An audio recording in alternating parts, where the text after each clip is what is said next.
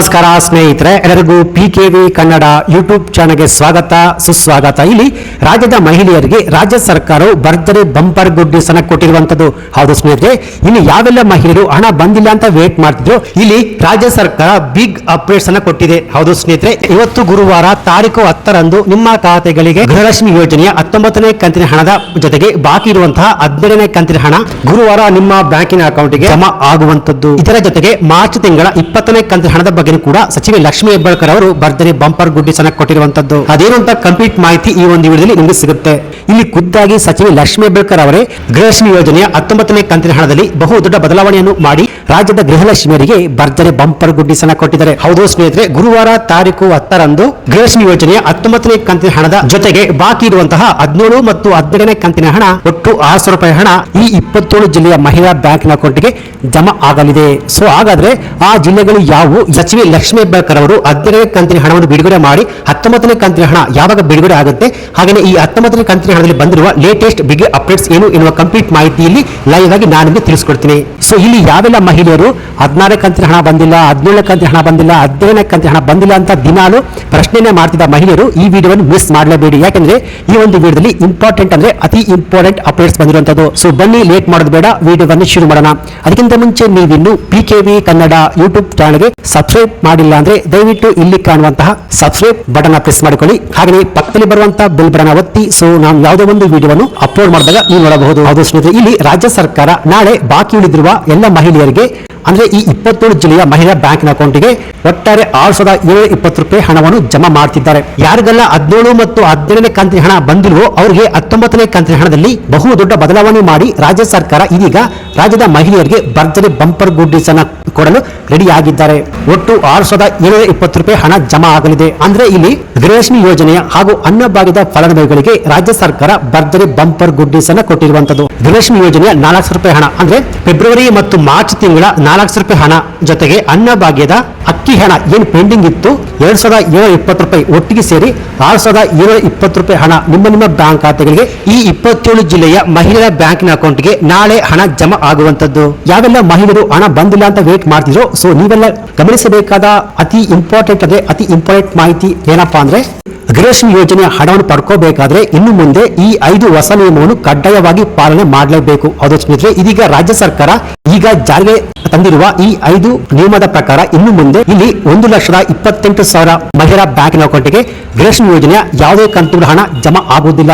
So ಆ 5 ಹೊಸ ನಿಯಮಗಳು ಯಾವುವು ಅಂತ ತಿಳಿದುಕೊಳ್ಳುವ ಮುಂಚೆ ಇವತ್ತು ಗುರುವಾರ ತಾರೀಕು 10ರಂದು ಯಾವ ಜಿಲ್ಲೆಯ ಮಹಿಳೆಯರ ಬ್ಯಾಂಕಿನ ಅಕೌಂಟ್ಗೆ 6720 ರೂಪಾಯಿ ಹಣ ಜಮಾ ಆಗುತ್ತೆ ಅಂದ್ರೆ ಆ ಜಿಲ್ಲೆಯ ಲಿಸ್ಟ್ ಹೀಗಿದೆ. ಬೆಂಗಳೂರು ನಗರ, ಬೆಂಗಳೂರು ಗ್ರಾಮಾಂತರ, ಬೆಳಗಾವಿ, ಬೀದರ್, ಚಾಮರಾಜನಗರ, ಚಿತ್ರದುರ್ಗ, ದಕ್ಷಿಣ ಕನ್ನಡ, ಗದಗ, ಹಾವೇರಿ, ಕೊಡಗು, ಮೈಸೂರು, ಶಿವಮೊಗ್ಗ, ಉಡುಪಿ, ಯಾದಗಿರಿ, ಬಿಜಾಪುರ, ಬಾಗಲಕೋಟೆ, ಬಳ್ಳಾರಿ, ಮಂಡ್ಯ, ವಿಜಯನಗರ, ಚಿಕ್ಕಬಳ್ಳಾಪುರ, ಚಿಕ್ಕಮಗಳೂರು, ದಾವಣಗೆರೆ, ಧಾರವಾಡ, ಕಲಬುರಗಿ, ಹಾಸನ, ಕೋಲಾರ, ಕೊಪ್ಪಳ, ರಾಯಚೂರು, ರಾಮನಗರ, ತುಮಕೂರು ಹಾಗೆಯೇ ಉತ್ತರ ಕನ್ನಡ. ಸೊ ಈ 27 ಜಿಲ್ಲೆಯ ಪ್ರತಿಯೊಂದು ಮಹಿಳೆಯರ ಬ್ಯಾಂಕಿನ ಅಕೌಂಟ್ಗೆ ಗುರುವಾರ ತಾರೀಕು 10ರಂದು ಗೃಹಲಕ್ಷ್ಮಿ ಯೋಜನೆಯ ಫೆಬ್ರವರಿ ತಿಂಗಳ 200 ರೂಪಾಯಿ ಹಣ ಜೊತೆಗೆ ಮಾರ್ಚ್ ತಿಂಗಳ 200 ರೂಪಾಯಿ ಹಣ ಜೊತೆಗೆ ಅನ್ನಭಾಗ್ಯದ ಏನು ಪೆಂಡಿಂಗ್ ಇತ್ತು ಅದು 2720 ರೂಪಾಯಿ ಹಣ ಒಟ್ಟು 6720 ರೂಪಾಯಿ ಹಣ ನಾಳೆ ಜಮಾ ಆಗಲಿದೆ. ಸೊ ಆದ್ರೆ ಇಲ್ಲಿ ಗೃಹಲಕ್ಷ್ಮಿ ಯೋಜನೆಯ ಹಣವನ್ನು ಪಡ್ಕೋಬೇಕಾದ್ರೆ ರಾಜ್ಯ ಸರ್ಕಾರ ಇವಾಗ ಹೊಸದಾಗಿ ಜಾರಿಗೆ ತಂದಿರುವ ಈ 5 ಹೊಸ ನಿಯಮವನ್ನು ಪಾಲನೆ ಮಾಡಲೇಬೇಕು.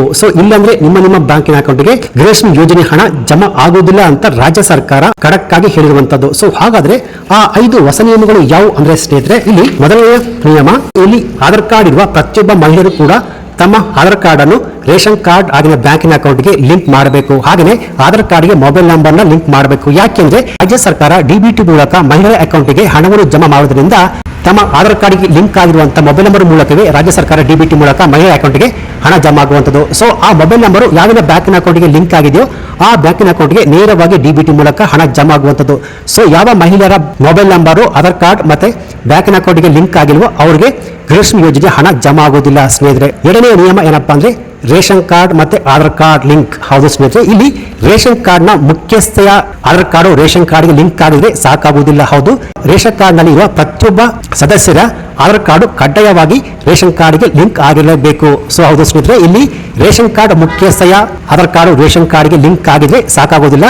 ರೇಷನ್ ಕಾರ್ಡ್ ನಲ್ಲಿ ಎಷ್ಟು ಜನ ಇದ್ರು ಪ್ರತಿಯೊಬ್ಬರದ್ದು ಆಧಾರ್ ಕಾರ್ಡ್ ರೇಷನ್ ಕಾರ್ಡ್ಗೆ ಲಿಂಕ್ ಆಗಿರಬೇಕು ಎಂದು ರಾಜ್ಯ ಸರ್ಕಾರ ಖಡಕ್ ಆಗಿ ಹೇಳಿರುವಂತದ್ದು. ಸೊ ಹಾಗೆಯೇ ಮೂರನೆಯ ನಿಯಮ ಏನಪ್ಪಾ ಅಂದ್ರೆ ರಾಜ್ಯ ಸರ್ಕಾರಕ್ಕೆ ತೆರಿಗೆಯನ್ನು ಕಟ್ತಾ ಇದ್ದಾರೋ ಯಾರು ಐಟಿ GST ಫೈಲ್ ಮಾಡ್ತಾ ಇದ್ದಾರೋ ಅವರಿಗೆ ಗೃಹಲಕ್ಷ್ಮಿ ಯೋಜನೆಯ ಹಣ ಬರುವುದಿಲ್ಲ ಅಂತ ಸಚಿವೆ ಲಕ್ಷ್ಮೀ ಹೆಬ್ಬಾಳ್ಕರ್ ಆಲ್ರೆಡಿ ಅನೇಕ ಸಲ ಹೇಳಿರುವಂತದ್ದು. ಸೊ ಇಲ್ಲಿ ಕೆಲವರು BPL ರೇಷನ್ ಕಾರ್ಡ್ ಇದ್ರೂ ಕೂಡ ಗೃಹಲಕ್ಷ್ಮಿ ಯೋಜನೆ ಹಣವನ್ನು ಪಡ್ಕೊಂಡು ಐಟಿ GST ಫೈಲ್ ಮಾಡ್ತಾ ಇದ್ದಾರೆ, ಅವರಿಗೆ ಇನ್ನು ಮುಂದಕ್ಕೆ ಗೃಹಲಕ್ಷ್ಮಿ ಯೋಜನೆ ಹಣ ಬರುವುದಿಲ್ಲ, ಅದು ಸ್ಟಾಪ್ ಆಗುವಂತದ್ದು. ಸೊ ಹಾಗೆಯೇ ನಾಲ್ಕನೆಯ ನಿಯಮ ಏನಪ್ಪಾ ಅಂದ್ರೆ ಆಧಾರ್ ಕಾರ್ಡ್ ಅಪ್ಡೇಟ್. ಕೆಲ ಮಹಿಳೆಯರು ಆಧಾರ್ ಕಾರ್ಡ್ ಅನ್ನು ಪಡೆದುಕೊಂಡು 15 ವರ್ಷಗಳೇ ಆಗಿದೆ, ಆದ್ರೂ ಕೂಡ ಅವರು ತಮ್ಮ ಆಧಾರ್ ಕಾರ್ಡ್ ಅನ್ನು ಅಪ್ಡೇಟ್ ಮಾಡಿರುವುದಿಲ್ಲ. ಸೊ ಯಾವ ಮಹಿಳೆಯರು ತಮ್ಮ ಆಧಾರ್ ಕಾರ್ಡ್ ಅನ್ನು ಅಪ್ಡೇಟ್ ಮಾಡಿರುವ ಅವರಿಗೆ ಇನ್ನು ಮುಂದೆ ಗೃಹಲಕ್ಷ್ಮಿ ಯೋಜನೆಯ ಹಣ ಬರುವುದಿಲ್ಲ ಅಂತ ರಾಜ್ಯ ಸರ್ಕಾರ ಕಡ್ಡಾಯವಾಗಿ ಹೇಳಿರುವಂತದ್ದು ಸ್ನೇಹಿತರೆ. ಹಾಗೆಯೇ ಐದನೆಯ ನಿಯಮ ಏನಪ್ಪಾ ಅಂದ್ರೆ APL BPL ರೇಷನ್ ಕಾರ್ಡ್ ಪಡೆದುಕೊಂಡು ಕಳೆದ 3 ತಿಂಗಳಿಂದ ಅನ್ನಭಾಗ್ಯದ ಸ್ಕೀಮ್ ಅಡಿಯಲ್ಲಿ ಕಳೆದ 3 ತಿಂಗಳಿಂದ ಅಕ್ಕಿಯನ್ನು ಪಡೆದುಕೊಂಡಿರುವ ಅವರಿಗೆ ಗೃಹಲಕ್ಷ್ಮಿ ಯೋಜನೆಯ ಹಣ ಬರುವುದಿಲ್ಲ. ಹಾಗೆಯೇ ಅನ್ನಭಾಗ್ಯದ ಸ್ಕೀಮ್ ಅಡಿಯಲ್ಲಿ ಏನು ಉಚಿತ ಅಕ್ಕಿ ಕೊಡ್ತಿದ್ರೋ ಅದು ಕೂಡ ಬರುವುದಿಲ್ಲ. ಹೌದು,